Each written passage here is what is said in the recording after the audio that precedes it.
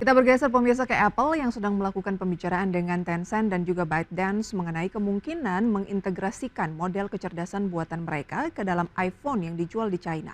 Ya, langkah ini dilakukan untuk memenuhi tuntutan regulasi yang ketat di negara tersebut yang mengharuskan layanan AI generatif memperoleh persetujuan pemerintah sebelum dirilis secara publik.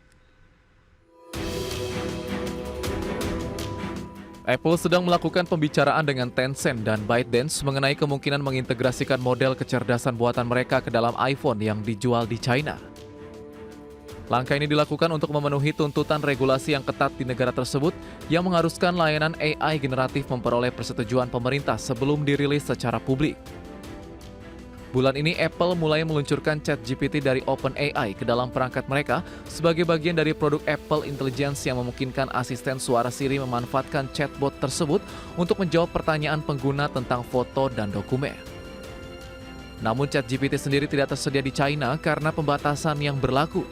Regulasi China mewajibkan aplikasi AI generatif untuk mendapatkan izin dari pemerintah sebelum dapat beroperasi di pasar domestik yang membuat Apple mencari mitra lokal untuk layanan AI-nya di negara tersebut.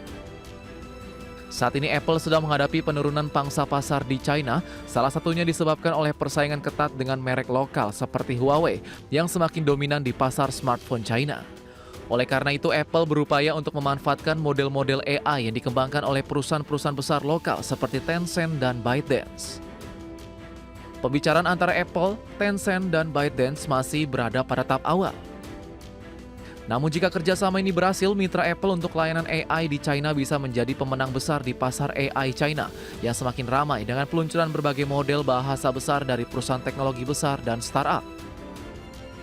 Salah satu tantangan besar yang dihadapi Apple adalah kurangnya kemampuan AI di iPhone terbaru yang dijual di China. Hal ini menjadi hambatan signifikan karena Apple menghadapi persaingan sengit dari Huawei yang baru-baru ini meluncurkan seri Mate 70 dengan chip buatan China dan kemampuan AI yang didukung oleh model bahasa besar milik mereka. Penjualan iPhone Apple di China tercatat turun 0,3% pada kuartal ketiga tahun 2024 dibandingkan dengan tahun sebelumnya, sementara penjualan Huawei melonjak 42%. Berbagai sumber IDX Channel. Kita ke update pergerakan IHSG, pemirsa sejauh ini IHSG bergerak melemah ya, setelah tadi menguat melemah 0,21% di level 6.962. Kemudian pemirsa sektor-sektor yang menguat ada cukup banyak, ada 5, sementara yang melemah ada 6 pemirsa dipimpin oleh kesehatan. Saham yang menguat adalah KJEN, AYLS, CGAS, SKBM, SMGA dan beberapa saham lain. Yang menjadi losers based on value pemirsa adalah TIMS, AADI, INDI, MTMH, UNTR, dan beberapa saham lain seperti PSAB, Antam itu juga masuk dalam kategori top losers dengan nilai tukar rupiah terhadap dolar Amerika Serikat sejauh ini pemirsa bergerak menguat tipis 0,13% di 16.264.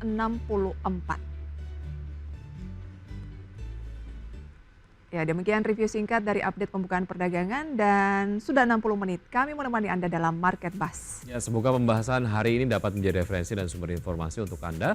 Tetap perbarui informasi Anda hanya di IDX Channel, your trustworthy and comprehensive investment reference. Dan jangan lupa saksikan program First Session Closing yang akan tayang pemirsa pada pukul 11 lebih 30 menit waktu Indonesia Barat. Karena urusan masa depan harus sedepan, aku investor saham. Saya Prisa Sompodato. Saya Wiki Adrian. Sampai jumpa.